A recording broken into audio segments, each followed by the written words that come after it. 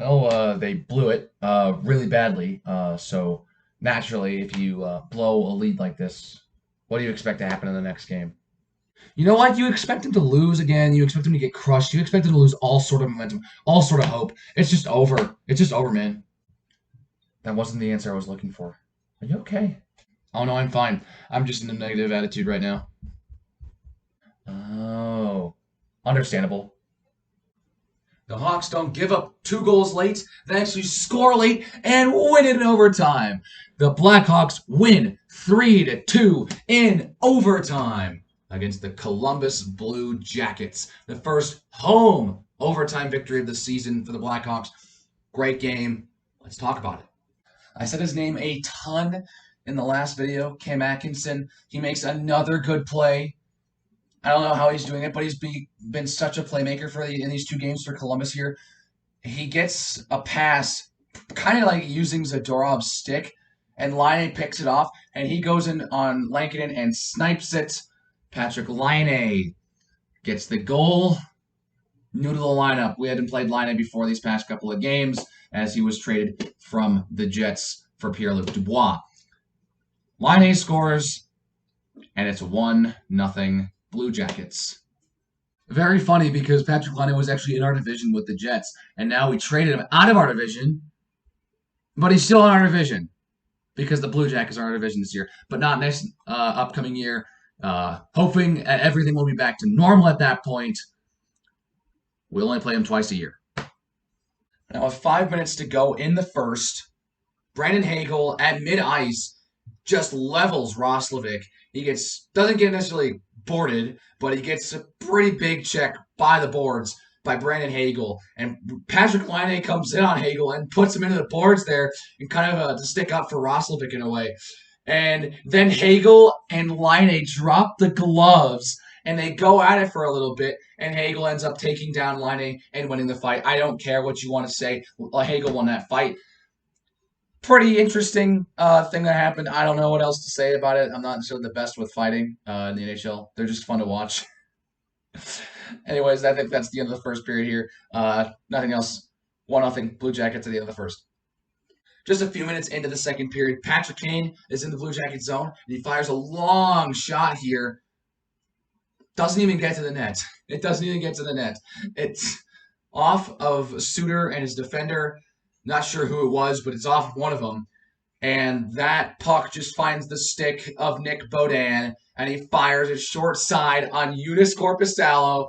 Nick Beaudin has 2 goals in 2 games. His second goal of the season and of his career. He beats Korpisalo on both goals. Pretty good goaltender, if you ask me. Beaudin gets us on the board. It's 1-1. We're tied. Game goes on. We're down towards about the 5-minute mark of the second period. Seth Jones moves in, takes a nice shot on Lankinen. Lankinen makes the stop.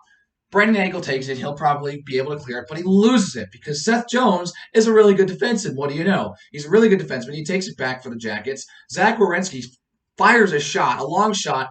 It goes in the net, and it's 2-1 Jackets. But it's not counting for Werenski. It's tipped in by, guess who? Cam Atkinson. The man is involved with every single goal the Jackets score, it looks like. I mean, come on. It's like the first time he actually puts the one in the net. He's actually the one who gets the goal credit instead of the assister. Like, my goodness, Cam Atkinson is just a playmaker for this team. He really is a great talent. Very underrated player, in my opinion. Doesn't get as much love as I think he should be deserving, especially since his popularity has decreased as the years have gone on. Great player, and these couple of games have really shown us why. He's a great playmaker for the Jackets, and they're up 2-1. Just under 2 minutes to go in the second. We got a face-off in the Jacket zone. Bit of a scramble. It kind of goes off of Del Zotto. Not sure what happened. Maybe the boards, maybe off of Del Zotto. But Dylan Strome picks it up, and he comes in on Korpisalo and just can't bury it. Joonas Korpisalo with a fantastic save on Dylan Strome. You have to give props to their team when props are due. That was a fantastic save. If Strome held on to it a little bit longer, he could have probably gotten it in. But Korpisalo shuts the door and keeps the Jackets up front at the end of the second, 2-1.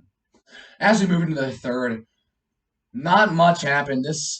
We've seen a couple boring first or second periods, but this was a relatively boring third period. Not much going on in this one. A couple of big saves from Korpisalo and Lankinen, obviously. Until the last 4 minutes of the game, this play was really, really weird. I don't even know really what even happened. You got Kurashev, you got Soderberg messing around with the puck with some Jackets defenders. All of a sudden, Kurashev pokes it away from the defender, and it's right on Carl Soderberg's stick, and he snaps it on Korpisalo and scores! Carl Soderberg, with his first goal as a Blackhawk, has tied the game with under 4 minutes to go, and the Hawks get a goal late when they're down. That's something we haven't seen much this year. We saw it here. Big-time goal from Soderberg. We're going to overtime as the Jackets can't bang it in. The Hawks shut the door at the end of the game. They make the good adjustment to not let up anything at the end of the game here. We're going to overtime. Bit of a weird fun fact. This is actually the first time this year the Hawks force overtime, or at least get a point in the standings when they're trailing after 2 periods. This overtime doesn't last that long, but the only really notable play before the goal is Kane has the puck and is picked off by Foligno. But he has a pretty wacky pass. Not sure what happened, but DeBrincat's right there to pick it up. He picks up the pass. He switches with Kane, passes it, drops it off for Kane, and Kane gets it right to DeBrincat. He tips it once. It almost looks like he bats out of midair, and it's past Korpisalo, and the Hawks win in overtime, 3-2. A wonderful goal from Alex DeBrincat. The Cat and Kane connect yet again for an amazing goal. Those two are having fantastic chemistry this season. They're really amazing. They're really something special. DeBrincat wins this game in overtime. Second overtime winner of the season for DeBrincat. Well, that ends this homestand here. The 2-game homestand, the quick 2 games here against Columbus. Our next 2 games are in Detroit against the Red Wings. It's the Red Wings. We showed them up at home. It may not be on the same on the road because it's the road. You typically have a bit of a harder time on the road. But I don't expect us to get absolutely blown out. Let's go ahead and see if we can get those 2 games against Detroit and get 2 more great wins. We cannot lose to the Red Wings because it's the Red Wings. We all don't want to lose to the Red Wings, right? Otherwise, not much else really to say about this game. Really good performance. Good goal from Soderberg to tie it late. Hawks get one late like that. Rarity this season. DeBrincat wins it in overtime. There's not much else in this game, really. I mean, Hagel absolutely smacked Line on that fight. That was fun to watch. But yeah, anyways, that's going to do it for this one. If you liked it, make sure you hit that like button, hit that subscribe button, and I'll see you guys next time.